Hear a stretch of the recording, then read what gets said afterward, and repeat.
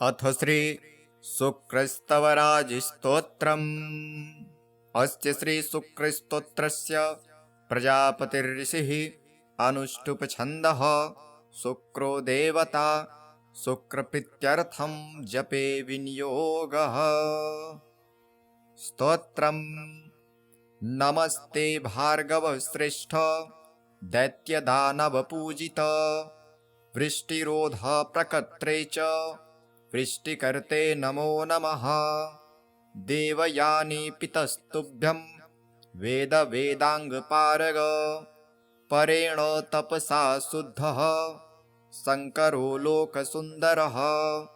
प्राप्तो विद्यां जीवनाख्यां तस्मै शुक्रात्मने नमः। नमस्तस्मै भगवते भृगुपुत्राय वेधसे तारामण्डलमध्यस्थ स्वभासाभामिताम्बर। यस्योदये जगत्सर्वं मङ्गलार्हं भवेदिह। अस्तं याते ह्यरिष्टं स्वात् तस्मै मङ्गलरूपिणे। त्रिपुरावासिनो दैत्यान् शिवबाणप्रपीडितान् विद्यया जीवयच्छुक्रो नमस्ते भृगुनन्दन। ययाति गुरुवे तुभ्यं नमस्ते कविनन्दन। बलिराज्यप्रदो जीवस् तस्मै जीवात्मने नमः। भार्गवाय नमस्तुभ्यं पूर्वगीर्वाणवन्दित जीवपुत्राय यो विद्यां प्रदा तस्मै नमो नमः।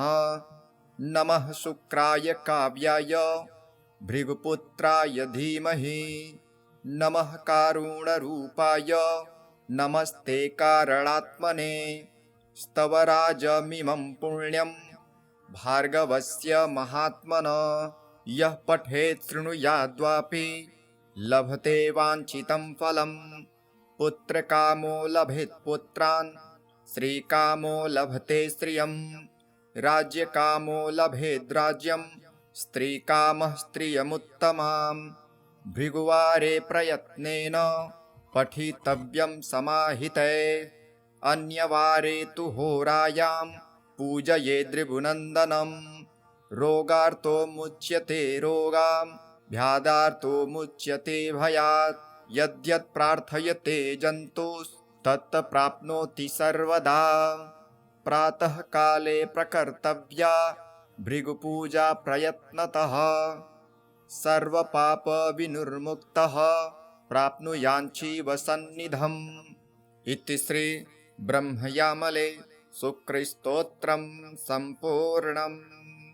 अथ श्री शुक्रकवच।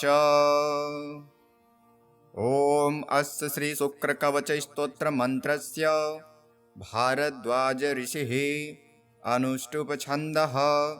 श्री शुक्रो देवता शुक्रप्रीत्यर्थे जपे विनियोगः।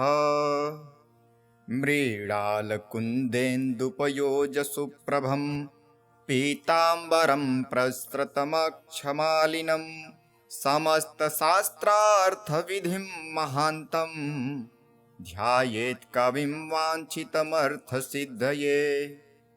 ॐ शिरो मे भार्गवः पातु भालं पातु ग्रहाधिपः। नेत्रे दैत्यगुरुः पातु श्रोते मे चन्दनद्युतिः। पातु मे नासिकां काव्यो वदनं दैत्यवन्दितः। वचनं चोषणः पातु कण्ठं श्रीकण्ठभक्तिमान्। भुजौ तेजो निधिः पातु कुक्षिं पातु मनोव्रजः। नाभिं भृगुत्सुतः पातु मध्यं पातु महीप्रियः। कटिं मे पातु विश्वात्मा उरु मे सुरपूजितः। जानुं जाड्यहरः पातु जङ्घे ज्ञानवताम्बरः। गुल्फो गुणनिधिः पातु पातु पादौ वराम्बरः। सर्वाण्यङ्गानि मे पातु स्वर्णमाला परिष्कृतः। य इदं कवचं दिव्यं पठति श्रद्धयान्वितः न तस्य जायते पीडा भार्गवस्य प्रसादतः। अथ श्री इन्द्रकृत श्रीमहालक्ष्म्यष्टकम्। श्रीगणेशाय नमः। नमस्तेस्तु महामाये श्रीपीठे सुरपूजिते शङ्खचक्रगदाहस्ते महालक्ष्मी नमोऽस्तुते। नमस्ते गरुडारूढे कोलासुरभयङ्करी सर्वपापहरे देवी महालक्ष्मी नमोऽस्तुते। सर्वज्ञे सर्ववरदे सर्वदुष्टभयङ्करी सर्वदुःखहरे देवी महालक्ष्मी नमोऽस्तुते। सिद्धिबुद्धिप्रदे देवी भुक्तिमुक्तिप्रदायिनी मन्त्रमूर्ते सदा देवी महालक्ष्मी नमोऽस्तुते। आद्यन्तरहिते देवी आद्यशक्ति महेश्वरी योगजे योगसम्भूते महालक्ष्मी नमोऽस्तुते। स्थूलसूक्ष्ममहारौद्रे महाशक्तिमहोदरे महापापहरे देवी महालक्ष्मी नमोऽस्तुते। पद्मासनस्थिते देवी परब्रह्मस्वरूपिणी परमेशी जगन्मातर महालक्ष्मी नमोऽस्तुते। श्वेताम्बरधरे देवी नानालङ्कारभूषिते जगत्स्थिते जगन्मातर महालक्ष्मी नमोऽस्तुते। महालक्ष्म्यष्टकस्तोत्रम् यः पठे भक्तिमान् नरः सर्वसिद्धिमवाप्नोति राज्यं प्राप्नोति सर्वदा। एककाले पठे नित्यं महापापविनाशनं द्विकालं यः पठे नित्यं धनधान्यसमन्वितः त्रिकालं यः पठे नित्यं महाशत्रुविनाशनं महालक्ष्मीर्भवे नित्यं प्रसन्ना वरदा शुभा। नमस्ते भार्गवश्रेष्ठ दैत्यदानवपूजित वृष्टिरोधप्रकर्त्रे च वृष्टिकर्ते नमो नमः। देवयानी पितस्तुभ्यं वेदवेदाङ्गपारग परेण तपसा शुद्धः शङ्करो लोकसुन्दरः प्राप्तो विद्यां जीवनाख्यां तस्मै शुक्रात्मने नमः। नमस्तस्मै भगवते भृगुपुत्राय वेधसे तारामण्डलमध्यस्थ स्वभासा भामिताम्बर यस्योदये जगत्सर्वं मङ्गलार्हं भवेदिह। अस्तं याते ह्यरिष्टं स्वात् तस्मै मङ्गलरूपिणे त्रिपुरावासिनो दैत्यान् शिवबाणप्रपीडितान् विद्यया जीवयच्छुक्रो नमस्ते भृगुनन्दन। ययाति गुरुवे तुभ्यं नमस्ते कविनन्दन। बलिराज्यप्रदो जीवस् तस्मै जीवात्मने नमः। भार्गवाय नमस्तुभ्यं पूर्वगीर्वाणवन्दित जीवपुत्राय यो विद्यां प्रदा तस्मै नमो नमः। नमः शुक्राय काव्याय भृगुपुत्राय धीमहि नमः कारुणरूपाय नमस्ते कारणात्मने। स्तवराजमिमं पुण्यं भार्गवस्य महात्मनः यः पठेत् शृणुयाद्वापि लभते वाञ्छितं फलम्। पुत्रकामो लभेत् पुत्रान् श्रीकामो लभते श्रियं राज्यकामो लभेद् राज्यं स्त्रीकामः स्त्रियमुत्तमां। भृगुवारे प्रयत्नेन पठितव्यं समाहिते अन्यवारे तु होरायां पूजयेद् भृगुनन्दनं। रोगार्तो मुच्यते रोगां व्याधार्तो मुच्यते भयात् यद्यत् प्रार्थयते जन्तुस्तत् प्राप्नोति सर्वदा। प्रातः काले प्रकर्तव्या भृगुपूजा प्रयत्नतः सर्वपापविनिर्मुक्तः प्राप्नुयाञ्चीव सन्निधम्। इति श्री ब्रह्मयामले शुक्रस्तोत्रम् सम्पूर्णम्। मृडालकुन्देन्दुपयोजसुप्रभम् पीताम्बरम् प्रसृतमक्षमालिनम् समस्तशास्त्रार्थविधिम् महान्तम् ध्यायेत् कविं वाञ्छितमर्थसिद्धये।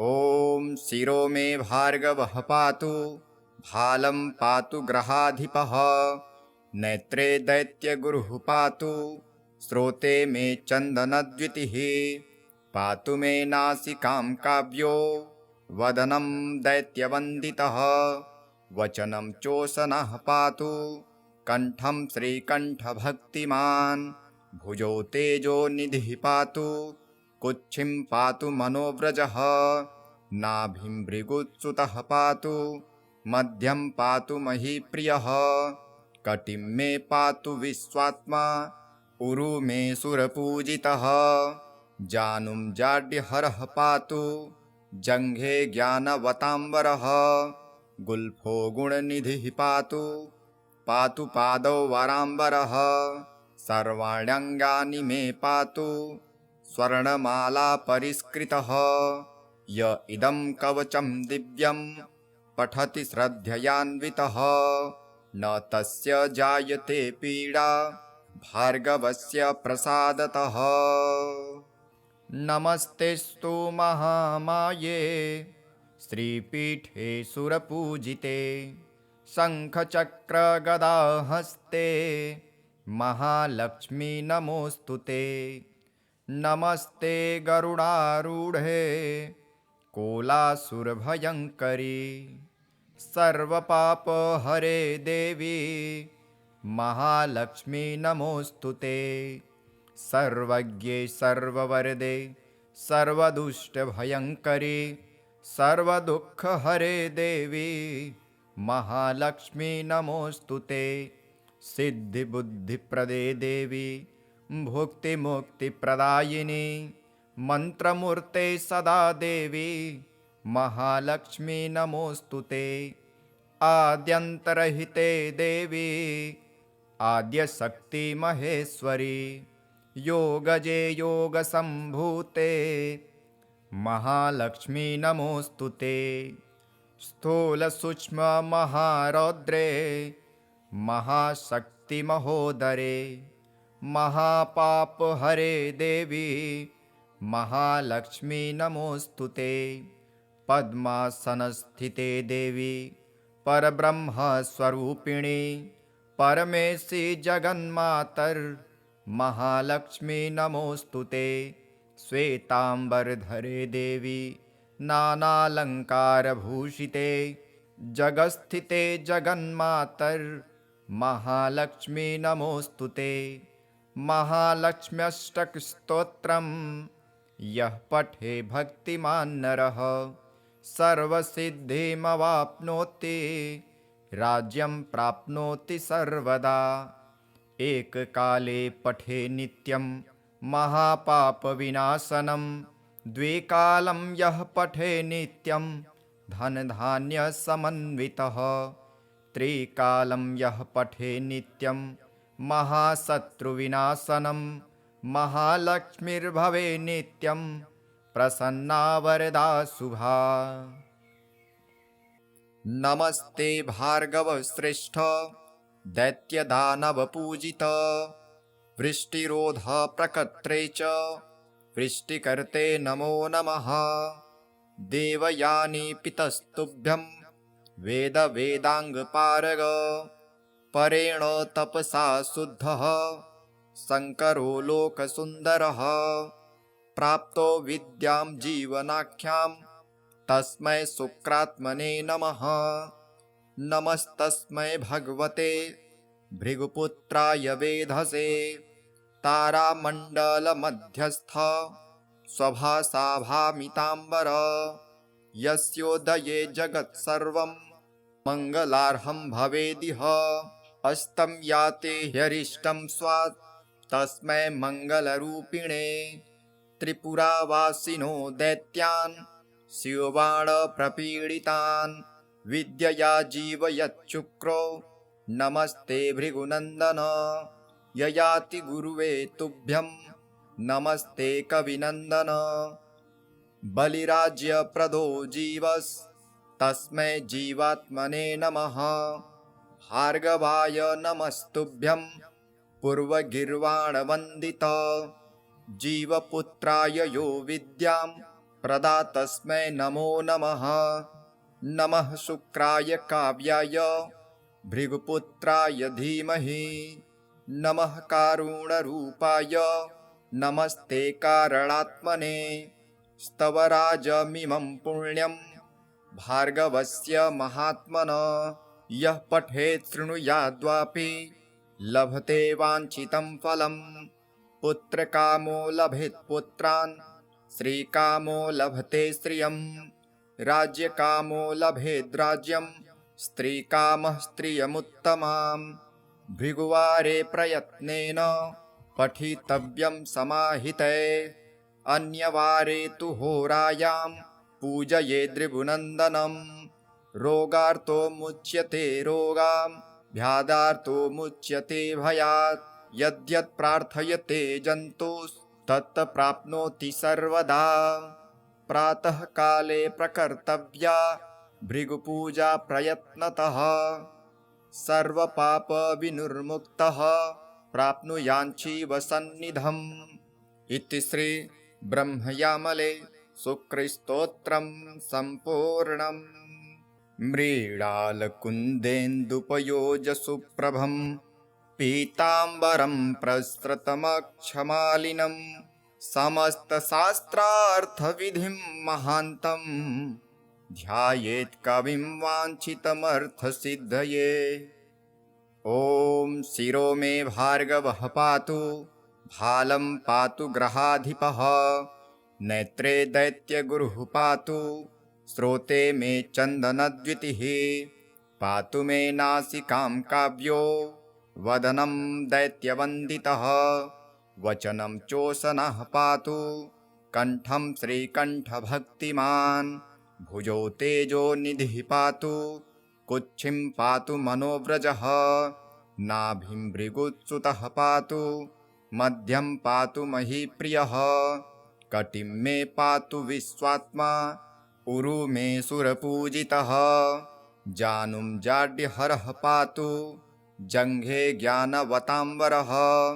गुल्फो गुणनिधिः पातु पातु पादौ वराम्बरः सर्वाण्यङ्गानि मे पातु स्वर्णमाला परिष्कृतः य इदं कवचं दिव्यं पठति श्रद्धयान्वितः न तस्य जायते पीडा भार्गवस्य प्रसादतः नमस्तेस्तु महामाये श्रीपीठे सुरपूजिते शङ्खचक्रगदाहस्ते महालक्ष्मी नमोऽस्तुते नमस्ते गरुडारूढे कोलासुरभयङ्करी सर्वपापहरे देवी महालक्ष्मी नमोऽस्तुते सर्वज्ञे सर्ववरदे सर्वदुष्टभयङ्करी सर्वदुःखहरे देवी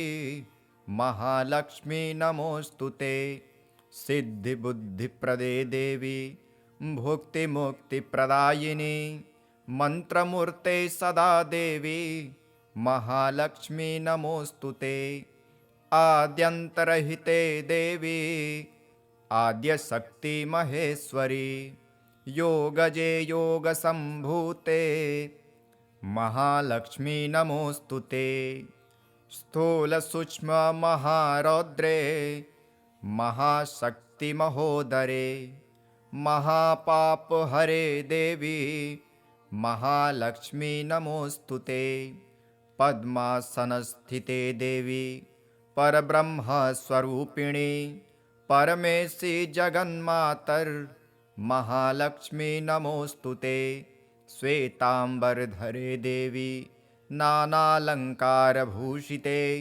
जगत्स्थिते जगन्मातर्महालक्ष्मी नमोऽस्तुते। महालक्ष्म्यष्टकस्तोत्रम् यः पठे भक्तिमान् नरः सर्वसिद्धिमवाप्नोति राज्यं प्राप्नोति सर्वदा। एककाले पठे नित्यं महापापविनाशनं द्विकालं यः पठे नित्यं धनधान्यसमन्वितः। त्रिकालं यः पठे नित्यं महाशत्रुविनाशनं महालक्ष्मीर्भवे नित्यं प्रसन्ना वरदा शुभा। नमस्ते भार्गवश्रेष्ठ दैत्यदानवपूजित वृष्टिरोध प्रकर्त्रे च वृष्टिकर्ते नमो नमः। देवयानी पितस्तुभ्यं वेदाङ्गपारग परेण तपसा शुद्धः शङ्करो लोकसुन्दरः। प्राप्तो विद्यां जीवनाख्यां तस्मै शुक्रात्मने नमः। नमस्तस्मै भगवते भृगुपुत्राय वेधसे तारामण्डलमध्यस्थ स्वभासाभामिताम्बर। यस्योदये जगत्सर्वं मङ्गलार्हं भवेदिह। अस्तं याते ह्यरिष्टं स्वात् तस्मै मङ्गलरूपिणे। त्रिपुरावासिनो दैत्यान् शिवबाणप्रपीडितान् विद्यया जीवयच्चुक्रो नमस्ते भृगुनन्दन। ययाति गुरुवे तुभ्यं नमस्ते कविनन्दन। बलिराज्यप्रदो जीवस् तस्मै जीवात्मने नमः। भार्गवाय नमस्तुभ्यं पूर्वगीर्वाणवन्दित। जीवपुत्राय यो विद्यां प्रदा तस्मै नमो नमः। नमः शुक्राय काव्याय भृगुपुत्राय धीमहि। नमः कारुणरूपाय नमस्ते कारणात्मने। स्तवराजमिमं पुण्यं भार्गवस्य महात्मनः। यः पठेत् शृणुयाद्वापि लभते वाञ्छितं फलं। पुत्रकामो लभेत् पुत्रान् श्रीकामो लभते श्रियं। राज्यकामो लभेद्राज्यं स्त्रीकामः स्त्रियमुत्तमाम्। भृगुवारे प्रयत्नेन पठितव्यं समाहिते। अन्यवारे तु होरायां पूजयेद्भृगुनन्दनं। रोगार्तो मुच्यते रोगां व्याधार्तो मुच्यते भयात्। यद्यत् प्रार्थयते जन्तुस्तत् प्राप्नोति सर्वदा। प्रातः काले प्रकर्तव्या भृगुपूजा प्रयत्नतः। सर्वपापविनिर्मुक्तः प्राप्नुयाञ्जीवसन्निधम्। इति श्री ब्रह्मयामले शुक्रस्तोत्रं सम्पूर्णम्। मृडालकुन्देन्दुपयोजसुप्रभं पीताम्बरं प्रसृतमक्षमालिनं। समस्तशास्त्रार्थविधिं महान्तं ध्यायेत् कविं वाञ्छितमर्थसिद्धये। ॐ शिरो मे भार्गवः पातु भालं पातु ग्रहाधिपः। नेत्रे दैत्यगुरुः पातु श्रोते मे चन्दनद्युतिः। पातु मे नासिकां काव्यो वदनं दैत्यवन्दितः। वचनं चोषणः पातु कण्ठं श्रीकण्ठभक्तिमान्। भुजौ तेजो निधिः पातु कुक्षिं पातु मनोव्रजः। नाभिं भृगुच्युतः पातु मध्यं पातु महीप्रियः। कटिं मे पातु विश्वात्मा उरु मे सुरपूजितः। जानुं जाड्यहरः पातु जङ्घे ज्ञानवताम्बरः। गुल्फो गुणनिधिः पातु पातु पादौ वराम्बरः। सर्वाण्यङ्गानि मे पातु स्वर्णमाला परिष्कृतः। य इदं कवचं दिव्यं पठति श्रद्धयान्वितः न तस्य जायते पीडा भार्गवस्य प्रसादतः। नमस्तेस्तु महामाये श्रीपीठे सुरपूजिते शङ्खचक्रगदाहस्ते महालक्ष्मी नमोऽस्तु ते। नमस्ते गरुडारूढे कोलासुरभयङ्करी सर्वपापहरे देवी महालक्ष्मी नमोऽस्तु ते। सर्वज्ञे सर्ववरदे सर्वदुष्टभयङ्करी सर्वदुःखहरे देवी महालक्ष्मी नमोऽस्तु ते। सिद्धिबुद्धिप्रदे देवी भुक्तिमुक्तिप्रदायिनी मन्त्रमूर्ते सदा देवी महालक्ष्मी नमोऽस्तु ते। आद्यन्तरहिते देवी आद्यशक्ति महेश्वरी योगजे योगसम्भूते महालक्ष्मी नमोऽस्तु ते। स्थूलसूक्ष्ममहारौद्रे महाशक्तिमहोदरे महापापहरे देवी महालक्ष्मी नमोऽस्तु ते। पद्मासनस्थिते देवी परब्रह्मस्वरूपिणी परमेशी जगन्मातर् महालक्ष्मी नमोऽस्तु ते। श्वेताम्बरधरे देवी नानालङ्कारभूषिते जगत्स्थिते जगन्मातर् महालक्ष्मी नमोऽस्तु ते।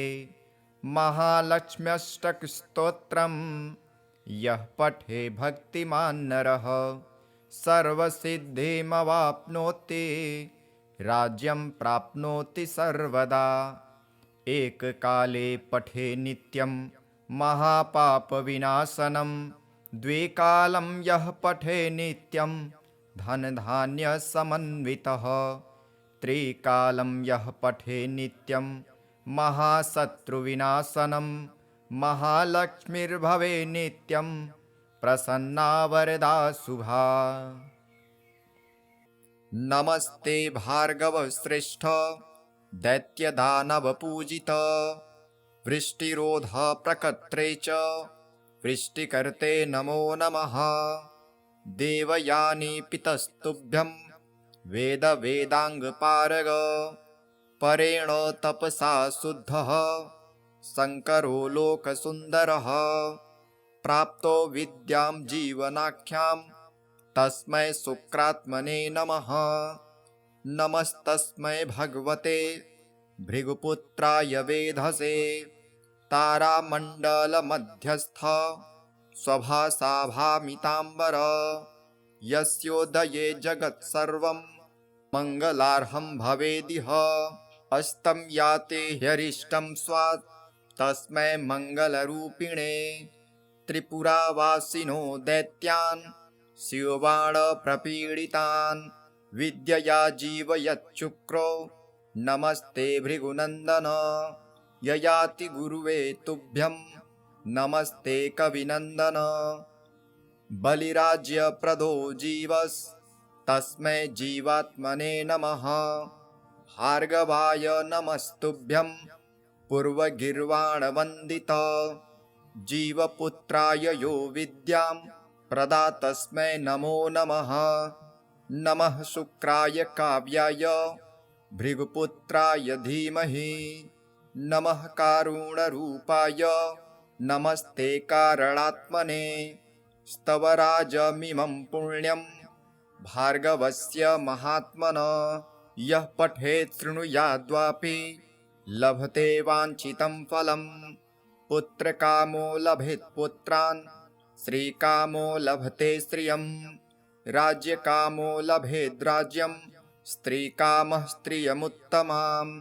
भृगुवारे प्रयत्नेन पठितव्यं समाहिते अन्यवारे तु होरायां पूजयेद् भृगुनन्दनं। रोगार्तो मुच्यते रोगां व्याधार्तो मुच्यते भयात् यद्यत् प्रार्थयते जन्तुस्तत् प्राप्नोति सर्वदा। प्रातः काले प्रकर्तव्या भृगुपूजा प्रयत्नतः सर्वपापविनिर्मुक्तः प्राप्नुयाञ्चीवसन्निधम्।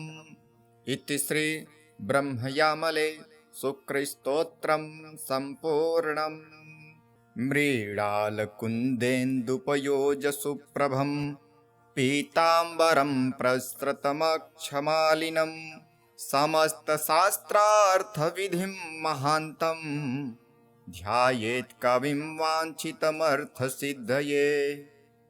ॐ शिरो मे भार्गवः पातु, भालं पातु ग्रहाधिपः, नेत्रे दैत्यगुरुः पातु, श्रोते मे चन्दनद्युतिः, पातु मे नासिकां काव्यो, वदनं दैत्यवन्दितः, वचनं चोषणः पातु, कण्ठं श्रीकण्ठभक्तिमान्, भुजौ तेजो निधिः पातु, कुक्षिं पातु मनोव्रजः, नाभिं भृगुत्सुतः पातु, मध्यं पातु महीप्रियः, कटिं मे पातु विश्वात्मा, उरु मे सुरपूजितः, जानुं जाड्यहरः पातु, जङ्घे ज्ञानवताम्बरः, गुल्फो गुणनिधिः पातु, पातु पादौ वराम्बरः, सर्वाण्यङ्गानि मे पातु, स्वर्णमाला परिष्कृतः, य इदं कवचं दिव्यं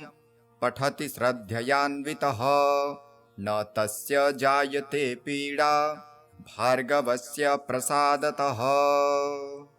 नमस्तेस्तु महामाये श्रीपीठे सुरपूजिते, शङ्खचक्रगदाहस्ते महालक्ष्मी नमोऽस्तुते। नमस्ते गरुडारूढे कोलासुरभयङ्करी, सर्वपापहरे देवी महालक्ष्मी नमोऽस्तुते। सर्वज्ञे सर्ववरदे सर्वदुष्टभयङ्करी, सर्वदुःखहरे देवी महालक्ष्मी नमोऽस्तुते। सिद्धिबुद्धिप्रदे देवी भुक्तिमुक्तिप्रदायिनी, मन्त्रमूर्ते सदा देवी महालक्ष्मी नमोऽस्तुते। आद्यन्तरहिते देवी आद्यशक्ति महेश्वरी, योगजे योगसम्भूते महालक्ष्मी नमोऽस्तुते।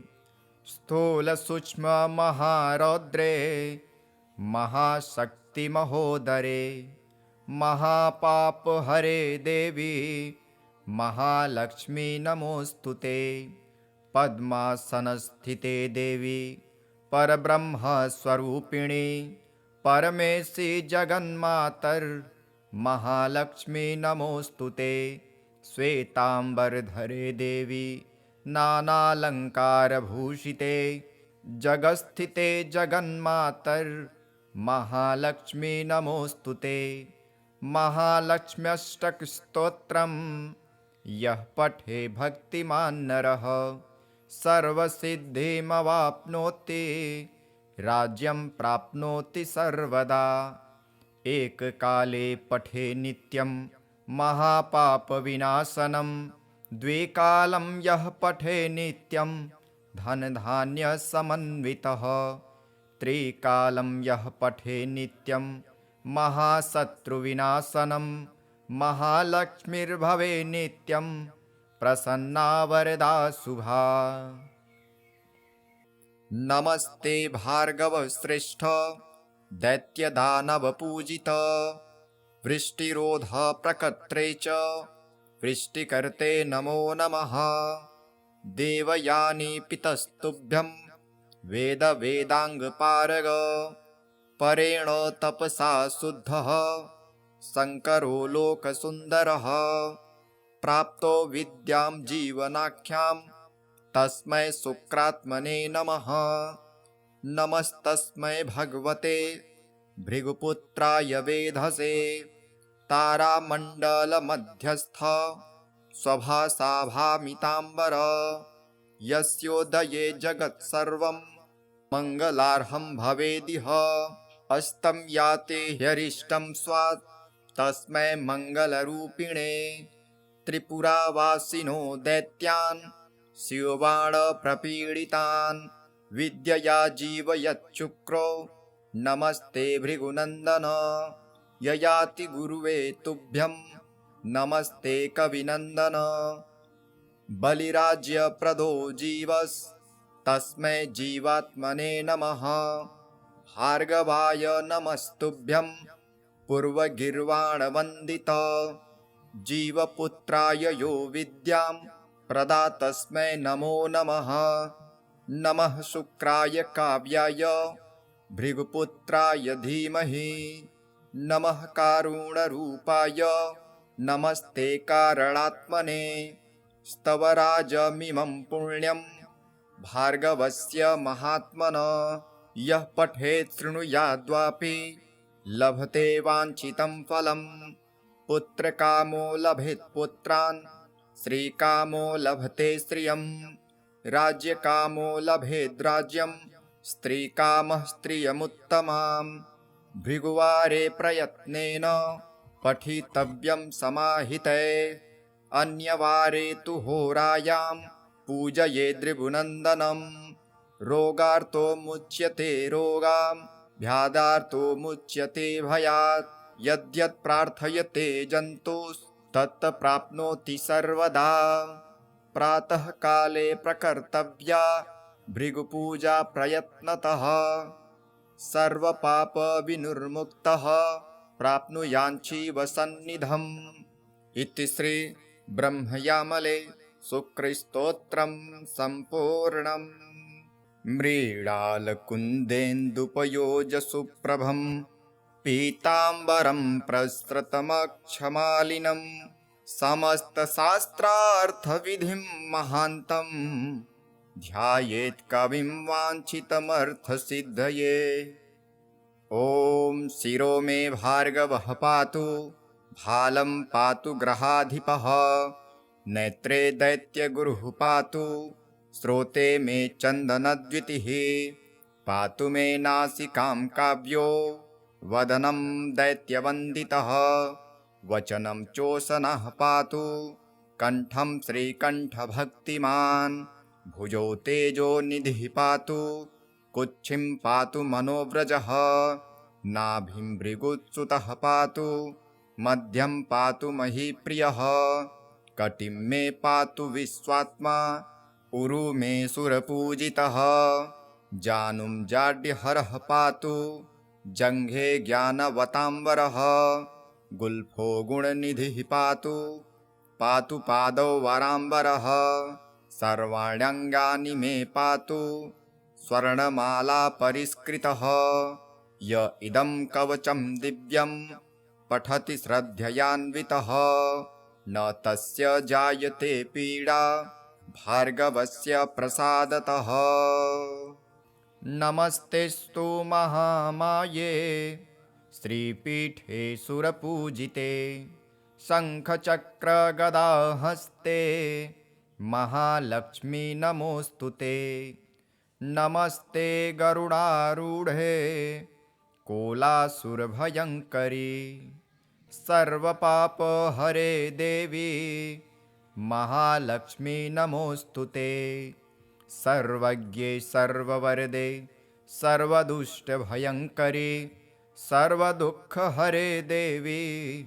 महालक्ष्मी नमोऽस्तुते सिद्धिबुद्धिप्रदे देवी भुक्तिमुक्तिप्रदायिनी मन्त्रमूर्ते सदा देवी महालक्ष्मी नमोऽस्तुते आद्यन्तरहिते देवी आद्यशक्ति महेश्वरी योगजे योगसम्भूते महालक्ष्मी नमोऽस्तुते स्थूलसूक्ष्ममहारौद्रे महाशक्तिमहोदरे महापापहरे देवी महालक्ष्मी नमोऽस्तुते पद्मासनस्थिते देवी परब्रह्मस्वरूपिणी परमेशी जगन्मातर् महालक्ष्मी नमोऽस्तुते श्वेताम्बरधरे देवी नानालङ्कारभूषिते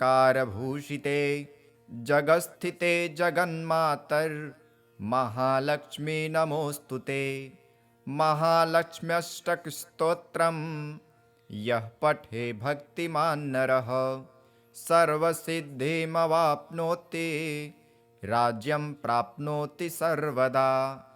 एककाले पठे नित्यं महापापविनाशनं द्विकालं यः पठे नित्यं धनधान्यसमन्वितः त्रिकालं यः पठे नित्यं महाशत्रुविनाशनं महालक्ष्मीर्भवे नित्यं प्रसन्ना वरदा शुभा। नमस्ते भार्गवश्रेष्ठ दैत्यदानवपूजित वृष्टिरोध प्रकर्त्रे च वृष्टिकर्ते नमो नमः। देवयानी पितस्तुभ्यं वेदाङ्गपारग परेण तपसा शुद्धः शङ्करो लोकसुन्दरः प्राप्तो विद्यां जीवनाख्यां तस्मै शुक्रात्मने नमः। नमस्तस्मै भगवते भृगुपुत्राय वेधसे तारामण्डलमध्यस्थ स्वभासाभामिताम्बर यस्योदये जगत्सर्वं मङ्गलार्हं भवेदिह। अस्तं याते ह्यरिष्टं स्वात् तस्मै मङ्गलरूपिणे त्रिपुरावासिनो दैत्यान् शिवबाणप्रपीडितान् विद्यया जीवयच्चुक्रो नमस्ते भृगुनन्दन। ययाति गुरुवे तुभ्यं नमस्ते कविनन्दन। बलिराज्यप्रदो जीवस् तस्मै जीवात्मने नमः। भार्गवाय नमस्तुभ्यं पूर्वगीर्वाणवन्दित जीवपुत्राय यो विद्यां प्रदा तस्मै नमो नमः। नमः शुक्राय काव्याय भृगुपुत्राय धीमहि नमः कारुणरूपाय नमस्ते कारणात्मने। स्तवराजमिमं पुण्यं भार्गवस्य महात्मनः यः पठेत् शृणुयाद्वापि लभते वाञ्छितं फलं। पुत्रकामो लभेत् पुत्रान् श्रीकामो लभते श्रियं राज्यकामो लभेद् राज्यं स्त्रीकामः स्त्रियमुत्तमाम्। भृगुवारे प्रयत्नेन पठितव्यं समाहिते अन्यवारे तु होरायां पूजयेद् भृगुनन्दनं। रोगार्तो मुच्यते रोगां व्याधार्तो मुच्यते भयात् यद्यत् प्रार्थयते जन्तुस्तत् प्राप्नोति सर्वदा। प्रातः काले प्रकर्तव्या भृगुपूजा प्रयत्नतः सर्वपापविनिर्मुक्तः प्राप्नुयाञ्जीवसन्निधम्। इति श्री ब्रह्मयामले शुक्रस्तोत्रं सम्पूर्णम्। मृडालकुन्देन्दुपयोजसुप्रभं पीताम्बरं प्रसृतमक्षमालिनं समस्तशास्त्रार्थविधिं महान्तं ध्यायेत् कविं वाञ्छितमर्थसिद्धये। ॐ शिरो मे भार्गवः पातु भालं पातु ग्रहाधिपः नेत्रे दैत्यगुरुः पातु श्रोते मे चन्दनद्युतिः पातु मे नासिकां काव्यो वदनं दैत्यवन्दितः वचनं चोषणः पातु कण्ठं श्रीकण्ठभक्तिमान् भुजौ तेजो निधिः पातु कुक्षिं पातु मनोव्रजः नाभिं भृगुच्युतः पातु मध्यं पातु महीप्रियः कटिं मे पातु विश्वात्मा उरु मे सुरपूजितः जानुं जाड्यहरः पातु जङ्घे ज्ञानवताम्बरः गुल्फो गुणनिधिः पातु पातु पादौ वराम्बरः सर्वाण्यङ्गानि मे पातु स्वर्णमाला परिष्कृतः य इदं कवचं दिव्यं पठति श्रद्धयान्वितः न तस्य जायते पीडा भार्गवस्य प्रसादतः। नमस्तेस्तु महामाये श्रीपीठे सुरपूजिते शङ्खचक्रगदाहस्ते महालक्ष्मी नमोऽस्तुते। नमस्ते गरुडारूढे कोलासुरभयङ्करी। सर्वपापहरे देवी महालक्ष्मी नमोऽस्तुते। सर्वज्ञे सर्ववरदे सर्वदुष्टभयङ्करी। सर्वदुःखहरे देवी महालक्ष्मी नमोऽस्तुते। सिद्धिबुद्धिप्रदे देवी भुक्तिमुक्तिप्रदायिनी। मन्त्रमूर्ते सदा देवी महालक्ष्मी नमोऽस्तुते। आद्यन्तरहिते देवी आद्यशक्ति महेश्वरी। योगजे योगसम्भूते महालक्ष्मी नमोऽस्तुते। स्थूलसूक्ष्ममहारौद्रे महाशक्तिमहोदरे। महापापहरे देवी महालक्ष्मी नमोऽस्तुते। पद्मासनस्थिते देवी परब्रह्मस्वरूपिणी। परमेशी जगन्मातर् महालक्ष्मी नमोऽस्तुते। श्वेताम्बरधरे देवी नानालङ्कारभूषिते। जगत्स्थिते जगन्मातर् महालक्ष्मी नमोऽस्तुते। महालक्ष्म्यष्टकस्तोत्रम् यः पठे भक्तिमान् नरः सर्वसिद्धिमवाप्नोति। राज्यं प्राप्नोति सर्वदा। एककाले पठे नित्यं महापापविनाशनं। द्विकालं यः पठे नित्यं धनधान्यसमन्वितः। त्रिकालं यः पठे नित्यं महाशत्रुविनाशनं। महालक्ष्मीर्भवे नित्यं प्रसन्ना वरदा शुभा। नमस्ते भार्गवश्रेष्ठ दैत्यदानवपूजित। वृष्टिरोधप्रकर्त्रे च वृष्टिकर्ते नमो नमः। देवयानी पितस्तुभ्यं वेदाङ्गपारग। परेण तपसा शुद्धः शङ्करो लोकसुन्दरः। प्राप्तो विद्यां जीवनाख्यां तस्मै शुक्रात्मने नमः। नमस्तस्मै भगवते भृगुपुत्राय वेधसे। तारामण्डलमध्यस्थ स्वभासा भामिताम्बर। यस्योदये जगत्सर्वं मङ्गलार्हं भवेदिह। अस्तं याते ह्यरिष्टं स्वात् तस्मै मङ्गलरूपिणे। त्रिपुरावासिनो दैत्यान् शिवबाणप्रपीडितान् विद्यया जीवयच्छुक्रो। नमस्ते भृगुनन्दन ययाति गुरुवे तुभ्यं नमस्ते कविनन्दन। बलिराज्यप्रदो जीवस्तस्मै जीवात्मने नमः। भार्गवाय नमस्तुभ्यं पूर्वगीर्वाणवन्दित। जीवपुत्राय यो विद्यां प्रदातस्मै नमो नमः। नमः शुक्राय काव्याय भृगुपुत्राय धीमहि। नमः कारुणरूपाय नमस्ते कारणात्मने। स्तवराजमिमं पुण्यं भार्गवस्य महात्मनः। यः पठेत् शृणुयाद्वापि लभते वाञ्छितं फलम्। पुत्रकामो लभेत् पुत्रान् श्रीकामो लभते श्रियम्। राज्यकामो लभेद् राज्यं स्त्रीकामः स्त्रियमुत्तमाम्। भृगुवारे प्रयत्नेन पठितव्यं समाहिते।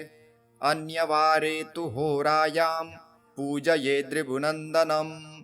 रोगार्तो मुच्यते रोगाम् भयादार्तो मुच्यते भयात्। यद्यत् प्रार्थयते जन्तुस्तत् प्राप्नोति सर्वदा।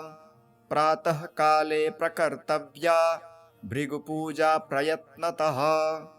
सर्वपापविनिर्मुक्तः प्राप्नुयाञ्जीवसन्निधम्। इति श्री ब्रह्मयामले शुक्रस्तोत्रं सम्पूर्णम्। मृडालकुन्देन्दुपयोजसुप्रभं पीताम्बरं प्रसृतमक्षमालिनं समस्तशास्त्रार्थविधिं महान्तं ध्यायेत् कविं वाञ्छितमर्थसिद्धये। ॐ शिरो मे भार्गवः पातु, भालं पातु ग्रहाधिपः, नेत्रे दैत्यगुरुः पातु, श्रोते मे चन्दनद्युतिः, पातु मे नासिकां काव्यो, वदनं दैत्यवन्दितः, वचनं चोषणः पातु, कण्ठं श्रीकण्ठभक्तिमान्, भुजौ तेजो निधिः पातु, कुक्षिं पातु मनोव्रजः, नाभिं भृगुत्सुतः पातु, मध्यं पातु महीप्रियः, कटिं मे पातु विश्वात्मा, उरु मे सुरपूजितः, जानुं जाड्यहरः पातु, जङ्घे ज्ञानवताम्बरः, गुल्फो गुणनिधिः पातु, पातु पादौ वराम्बरः, सर्वाण्यङ्गानि मे पातु, स्वर्णमाला परिष्कृतः, य इदं कवचं दिव्यं पठति श्रद्धयान्वितः, न तस्य जायते पीडा भार्गवस्य प्रसादतः। नमस्तेस्तु महामाये श्रीपीठे सुरपूजिते, शङ्खचक्रगदाहस्ते महालक्ष्मी नमोऽस्तुते।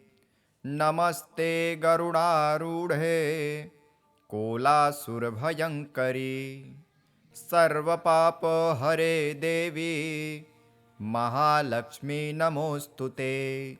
सर्वज्ञे सर्ववरदे सर्वदुष्टभयङ्करी, सर्वदुःखहरे देवी महालक्ष्मी नमोऽस्तुते। सिद्धिबुद्धिप्रदे देवी भुक्तिमुक्तिप्रदायिनी, मन्त्रमूर्ते सदा देवी महालक्ष्मी नमोऽस्तुते। आद्यन्तरहिते देवी आद्यशक्ति महेश्वरी, योगजे योगसम्भूते महालक्ष्मी नमोऽस्तुते। स्थूलसूक्ष्ममहारौद्रे महाशक्तिमहोदरे, महापापहरे देवी महालक्ष्मी नमोऽस्तुते। पद्मासनस्थिते देवी परब्रह्मस्वरूपिणी, परमेशी जगन्मातर् महालक्ष्मी नमोऽस्तुते। श्वेताम्बरधरे देवी नानालङ्कारभूषिते, जगत्स्थिते जगन्मातर् महालक्ष्मी नमोऽस्तुते। महालक्ष्म्यष्टकस्तोत्रं यः पठे भक्तिमान् नरः, सर्वसिद्धिमवाप्नोति, राज्यं प्राप्नोति सर्वदा।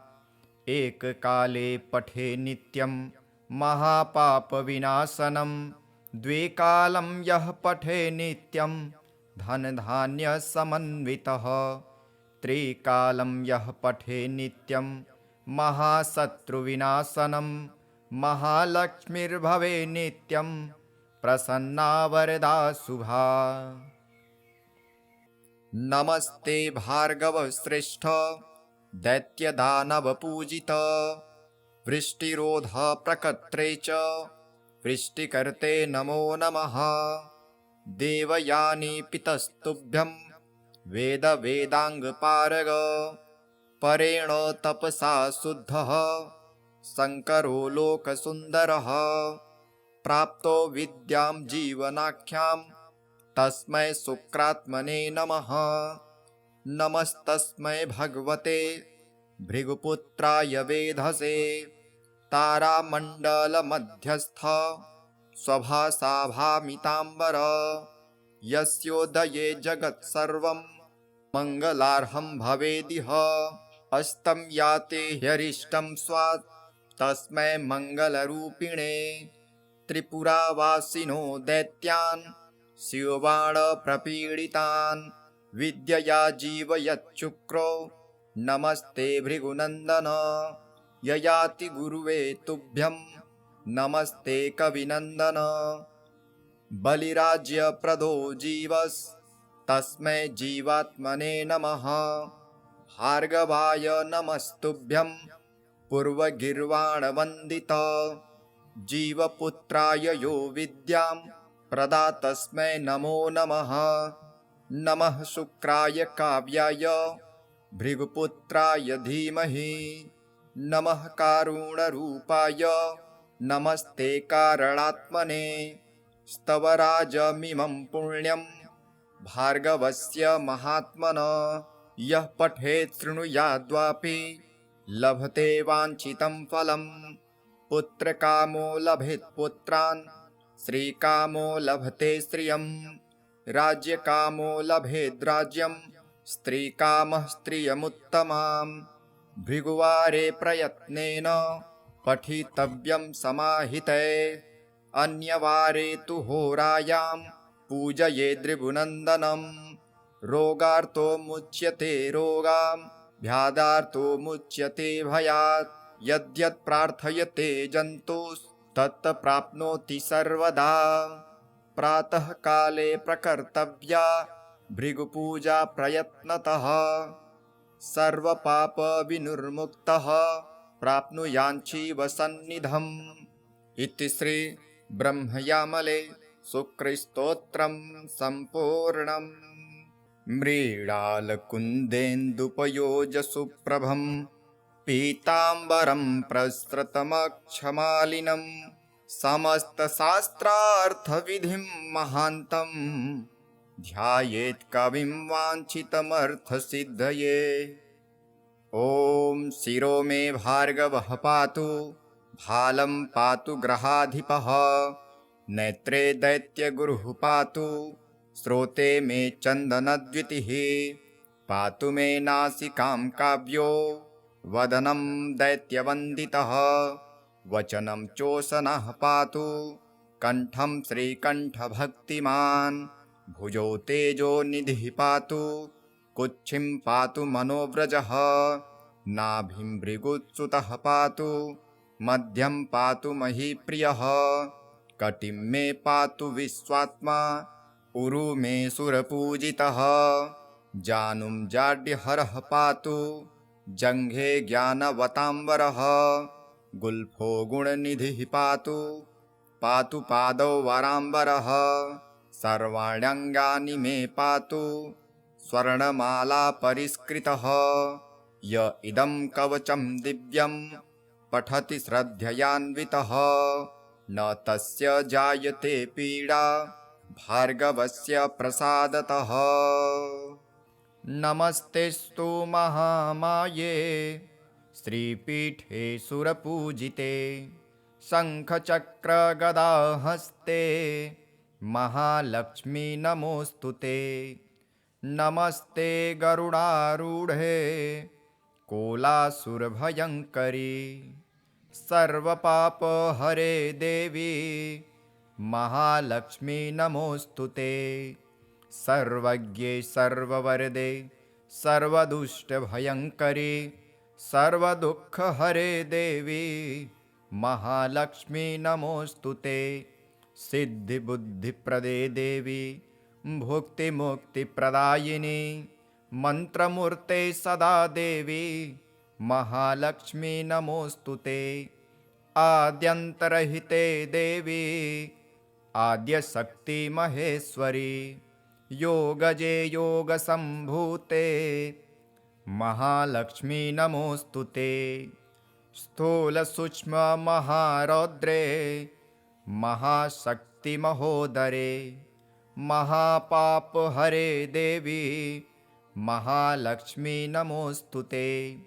पद्मासनस्थिते देवी परब्रह्मस्वरूपिणी। परमेशी जगन्मातर् महालक्ष्मी नमोऽस्तुते। श्वेताम्बरधरे देवी नानालङ्कारभूषिते। जगत्स्थिते जगन्मातर् महालक्ष्मी नमोऽस्तुते।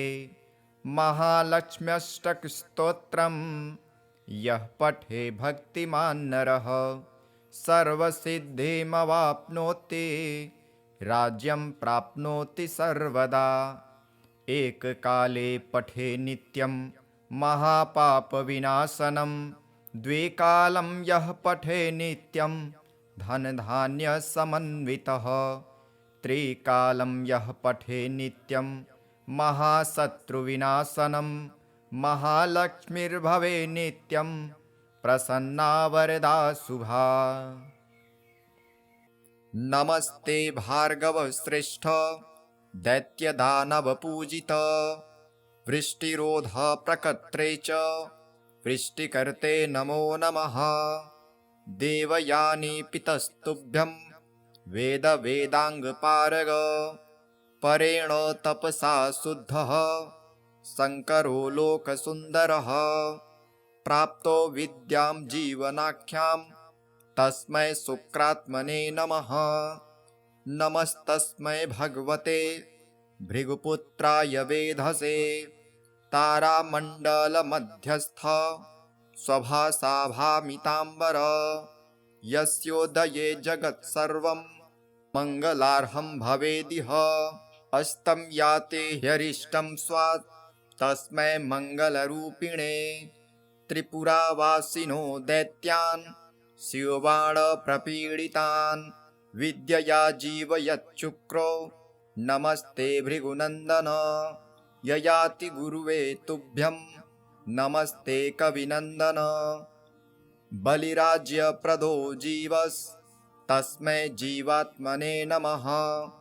भार्गवाय नमस्तुभ्यं पूर्वगीर्वाणवन्दित, जीवपुत्राय यो विद्यां प्रदातस्मै नमो नमः।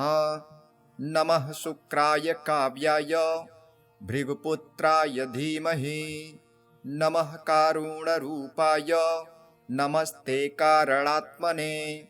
स्तवराजमिमं पुण्यं भार्गवस्य महात्मनः, यः पठेत् शृणुयाद्वापि लभते वाञ्छितं फलं। पुत्रकामो लभेत् पुत्रान्, श्रीकामो लभते श्रियं, राज्यकामो लभेद् राज्यं, स्त्रीकामः स्त्रियमुत्तमाम्। भृगुवारे प्रयत्नेन पठितव्यं समाहिते, अन्यवारे तु होरायां पूजयेद् भृगुनन्दनं। रोगार्तो मुच्यते रोगां, व्याधार्तो मुच्यते भयात्, यद्यत् प्रार्थयते जन्तुस्तत् प्राप्नोति सर्वदा। प्रातःकाले प्रकर्तव्या भृगुपूजा प्रयत्नतः, सर्वपापविनिर्मुक्तः प्राप्नुयाञ्जीवसन्निधम्। इति श्री ब्रह्मयामले शुक्रस्तोत्रं सम्पूर्णम्। मृडालकुन्देन्दुपयोजसुप्रभं पीताम्बरं प्रसृतमक्षमालिनं, समस्तशास्त्रार्थविधिं महान्तं ध्यायेत् कविं वाञ्छितमर्थसिद्धये। ॐ शिरो मे भार्गवः पातु, भालं पातु ग्रहाधिपः, नेत्रे दैत्यगुरुः पातु, श्रोते मे चन्दनद्युतिः। पातु मे नासिकां काव्यो, वदनं दैत्यवन्दितः, वचनं चोषणः पातु, कण्ठं श्रीकण्ठभक्तिमान्। भुजौ तेजो निधिः पातु, कुक्षिं पातु मनोव्रजः, नाभिं भृगुच्युतः पातु, मध्यं पातु महीप्रियः। कटिं मे पातु विश्वात्मा, उरु मे सुरपूजितः, जानुं जाड्यहरः पातु, जङ्घे ज्ञानवताम्बरः।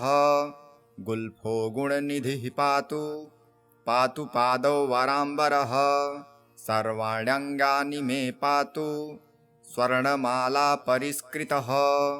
य इदं कवचं दिव्यं पठति श्रद्धयान्वितः, न तस्य जायते पीडा भार्गवस्य प्रसादतः। नमस्तेस्तु महामाये श्रीपीठे सुरपूजिते, शङ्खचक्रगदाहस्ते महालक्ष्मी नमोऽस्तु ते। नमस्ते गरुडारूढे कोलासुरभयङ्करी सर्वपापहरे देवी महालक्ष्मी नमोऽस्तु ते। सर्वज्ञे सर्ववरदे सर्वदुष्टभयङ्करी सर्वदुःखहरे देवी महालक्ष्मी नमोऽस्तु ते। सिद्धिबुद्धिप्रदे देवी भुक्तिमुक्तिप्रदायिनी मन्त्रमूर्ते सदा देवी महालक्ष्मी नमोऽस्तु ते। आद्यन्तरहिते देवी आद्यशक्ति महेश्वरी योगजे योगसम्भूते महालक्ष्मी नमोऽस्तु ते। स्थूलसूक्ष्ममहारौद्रे महाशक्तिमहोदरे महापापहरे देवी महालक्ष्मी नमोऽस्तु ते।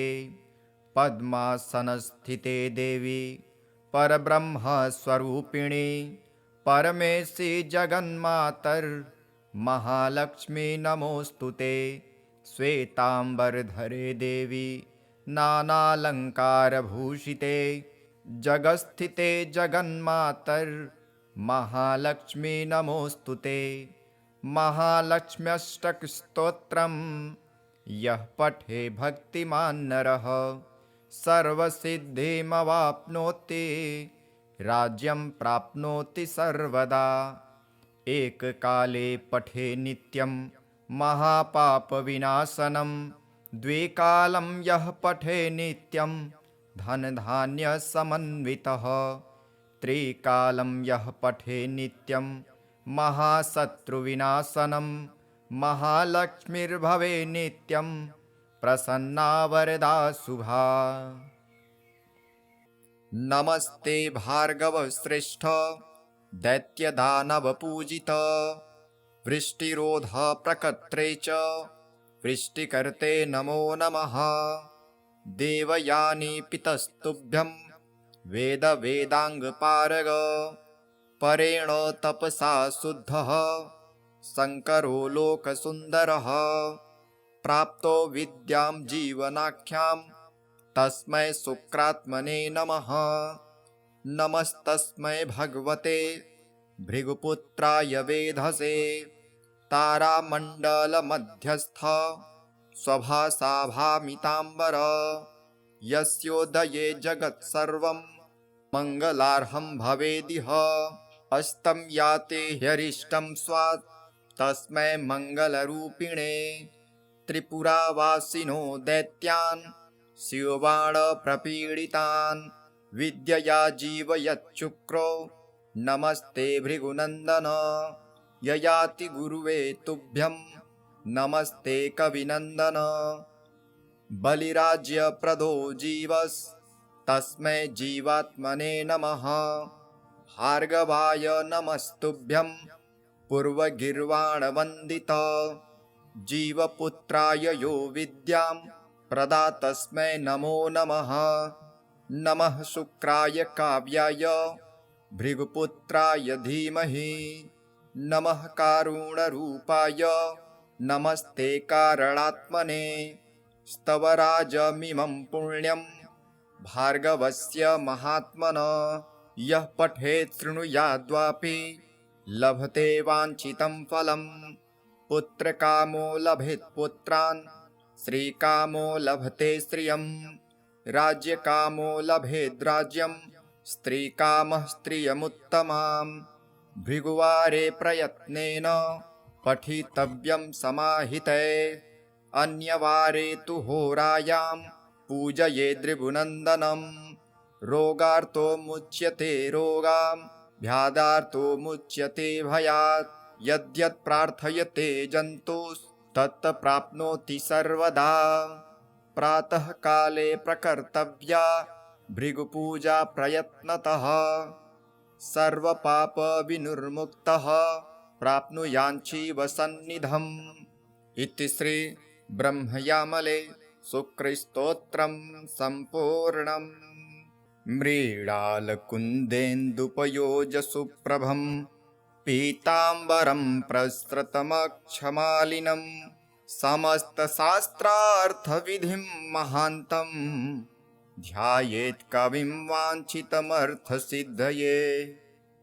ॐ शिरो मे भार्गवः पातु, भालं पातु ग्रहाधिपः, नेत्रे दैत्यगुरुः पातु, श्रोते मे चन्दनद्युतिः, पातु मे नासिकां काव्यो, वदनं दैत्यवन्दितः, वचनं चोषणः पातु, कण्ठं श्रीकण्ठभक्तिमान्, भुजौ तेजो निधिः पातु, कुक्षिं पातु मनोव्रजः, नाभिं भृगुत्सुतः पातु, मध्यं पातु महीप्रियः, कटिं मे पातु विश्वात्मा, उरु मे सुरपूजितः, जानुं जाड्यहरः पातु, जङ्घे ज्ञानवताम्बरः, गुल्फो गुणनिधिः पातु, पातु पादौ वराम्बरः, सर्वाण्यङ्गानि मे पातु, स्वर्णमाला परिष्कृतः, य इदं कवचं दिव्यं पठति श्रद्धयान्वितः, न तस्य जायते पीडा भार्गवस्य प्रसादतः। नमस्तेस्तु महामाये श्रीपीठे सुरपूजिते, शङ्खचक्रगदाहस्ते महालक्ष्मी नमोऽस्तुते। नमस्ते गरुडारूढे कोलासुरभयङ्करी, सर्वपापहरे देवी महालक्ष्मी नमोऽस्तुते। सर्वज्ञे सर्ववरदे सर्वदुष्टभयङ्करी, सर्वदुःखहरे देवी महालक्ष्मी नमोऽस्तुते। सिद्धिबुद्धिप्रदे देवी भुक्तिमुक्तिप्रदायिनी, मन्त्रमूर्ते सदा देवी महालक्ष्मी नमोऽस्तुते। आद्यन्तरहिते देवी आद्यशक्ति महेश्वरी, योगजे योगसम्भूते महालक्ष्मी नमोऽस्तुते। स्थूलसूक्ष्ममहारौद्रे महाशक्तिमहोदरे, महापापहरे देवी महालक्ष्मी नमोऽस्तुते। पद्मासनस्थिते देवी परब्रह्मस्वरूपिणी, परमेशी जगन्मातर् महालक्ष्मी नमोऽस्तुते। श्वेताम्बरधरे देवी नानालङ्कारभूषिते, जगत्स्थिते जगन्मातर् महालक्ष्मी नमोऽस्तुते। महालक्ष्म्यष्टकस्तोत्रम् यः पठे भक्तिमान् नरः, सर्वसिद्धिमवाप्नोति, राज्यं प्राप्नोति सर्वदा। एककाले पठे नित्यं महापापविनाशनं, द्विकालं यः पठे नित्यं धनधान्यसमन्वितः, त्रिकालं यः पठे नित्यं महाशत्रुविनाशनं, महालक्ष्मीर्भवे नित्यं प्रसन्ना वरदा शुभा।